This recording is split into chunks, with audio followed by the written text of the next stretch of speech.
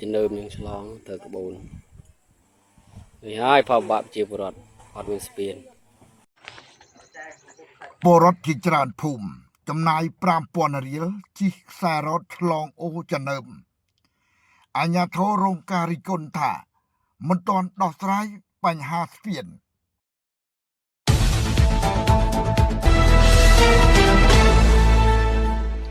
ประชีปรถหนึ่งสสานุเสเราเนินขนมภูมิจิจรานในสรุปพัดกำปงจูบการลบะขนมการฟื้นดำนาฉลองกัดโอจะเนิมโดยในรถได้วุษาตรจำนายประปรางปนเรียลขนมมันเนี่ย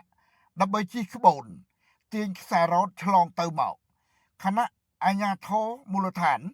มันตอนมีดำนอกสายสร้างสองสเปียนจูนประชีปรถในหลายเต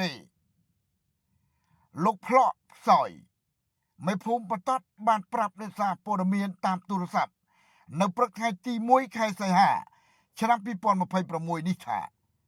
โอจะเนิมมีตัวตั้งประมาณมาภัยประมวยแมต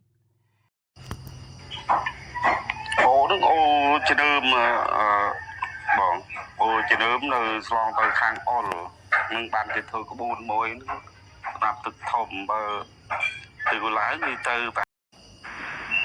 ồ nó mà phơi vào môi mày cái này lòng bồn cái thử nó là từ lòng từ càng ô rồi chẳng chùm nấu lại bàn tì cà chlo nó kia nên một bong hạ cùng mấy cái bong này bàn chó nó thì một ngày ăn miên đấy bong ăn miên bong nồi xà cùng thì có thể chôn bọc cái thửในฤดูปรังประชีปรถอาจได้ฉลองกัดบานប៉ុន្តែในฤดูវស្សានេះទឹកឡើងជ្រៅមិនអាចឆ្លងដោយថ្មើរជើងបានទេដោយសារបញ្ហានេះប្រជាពលរដ្ឋមួយចំនួនបានបង្កើតក្បូនទាញខ្សែរ៉ូតដើម្បីដឹកអ្នកដំណើរឆ្លងកាត់និងយកថ្លៃសេវា 5,000 រៀលក្នុងម្នាក់លោកមេភូមិបញ្ជាក់ថាផ្លូវឆ្លងកាត់អូចនើមនេះវាមានសារៈសំខាន់សម្រាប់ប្រជាពលរដ្ឋមកពីភូមិអ៊ុលធំភូមិបីស្រុកភូមិកលែងភូមិសយ៉ោភូមិនងហៃនិងភូមិបតតដែលប្រើប្រាស់សម្រាប់ធ្វើដំណើរទៅមករួមទាំងទៅកាន់រមណីយដ្ឋានទឹកធ្លាក់អូស៊ីនឡែទឹកធ្លាក់7ជាន់ផងដែរក្រៅពីការធ្វើដំណើរប្រចាំថ្ងៃផ្លូវនេះក៏ជាច្រកសំខាន់សម្រាប់ការដឹកជញ្ជូនកសិផលរបស់ប្រជាពលរដ្ឋដូចជាដំឡូងមីជ័រកៅស៊ូស្រូវនិងគ្រាប់ស្វាយចន្ទីយកទៅលក់នៅទីផ្សារក្នុងស្រុកការខ្វះស្ពានឆ្លងកាត់បានធ្វើឲ្យការដឹកជញ្ជូនមានការលំបាកនិងបង្កើនការចំណាយរបស់ប្រជាពលរដ្ឋលោកផ្លក់ផ្សោយបន្ថែមថាមេភូមិនិងប្រជាពលរដ្ឋក៏បានស្នើសុំទៅអាជ្ញាធរឃុំនិងស្រុកជាច្រើនលើកច្រើនសារឲ្យជួយសាងសង់ស្ពានឆ្លងអូចនើមដោយសារបញ្ហានេះហើយបានប៉ះពាល់ដល់ជីវភាពរស់នៅនិងសុវត្ថិភាពរបស់ប្រជាពលរដ្ឋជាពិសេសនៅពេលមានអ្នកជំងឺឬមានអ្នកស្លាប់ក្នុងភូមិដែលពិបាកក្នុងការដឹកជញ្ជូនឆ្លងកាត់ដោយឡែកមេឃុំសេដាលោកអង្គប៊ុនធៀងបានលើកឡើងថាការសាងសង់ស្ពានឈើឆ្លងកាត់អូចនើមនេះត្រូវការថវិកាមិនតិចជាង$3,000សហរដ្ឋអាមេរិកនោះទេលោកបញ្ជាក់ថាទោះបីស្ពាននេះជាស្ពានឈើក៏ដោយប៉ុន្តែការសាងសង់វាត្រូវការចំណាយច្រើនដោយសារទីតាំងវាមានលក្ខខណ្ឌលំបាកនិងត្រូវការសម្ភារៈព្រមទាំងកម្លាំងពលកម្មសមស្របដើម្បីធានាសុវត្ថិភាពនិងការធ្វើដំណើររបស់សិស្សានុសិស្សឆ្លងកាត់ជារៀងរាល់ថ្ងៃនេះសូមស្ដាប់បទសម្ភាសន៍អូចនើមបាទអូចនើមហ្នឹងអូខាងលើនៅភូមិលើនោះខាងលើភូមិគាត់នោះអត់មានស្ពានទេបាទ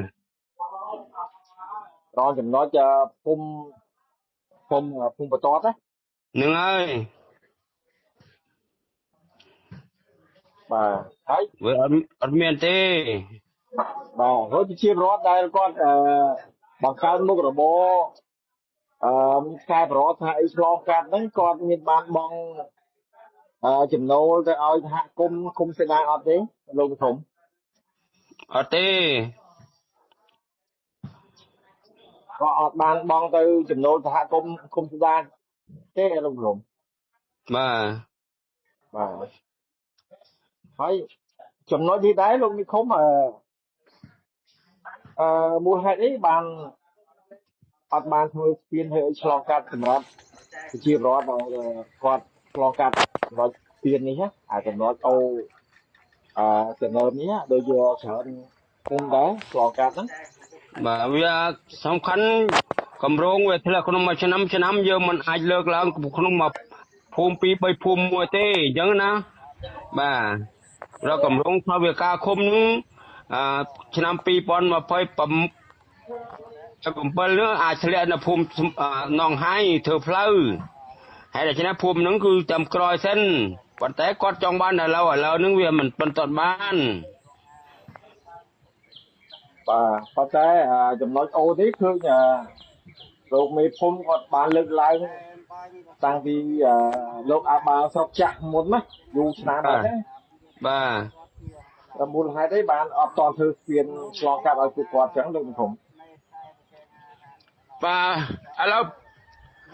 ការងារហ្នឹងវាសំខាន់វាថាវិការហ្នឹងហើយកន្លែងនោះវាការងារផ្លូវនោះកន្លែងនោះភូមិនោះខ្ញុំឃើញដល់2ដងខ្ញុំจะពិនិត្យមើលហ្នឹងវាទៅវាសំខាន់គឺថាវិការនេះឯង បាទ បាទកុំអាលគិតអីរឿងហ្នឹងអកងតែធ្វើទេប៉ុន្តែថាវិការនេះខ្ញុំរៀបចំហើយប៉ុន្តែវាមិនទាន់ធ្លាក់ទេចាំភូមិមេតតហ្នឹងគាត់និយាយគាត់និយាយស្ដាប់គ្នាអត់បាន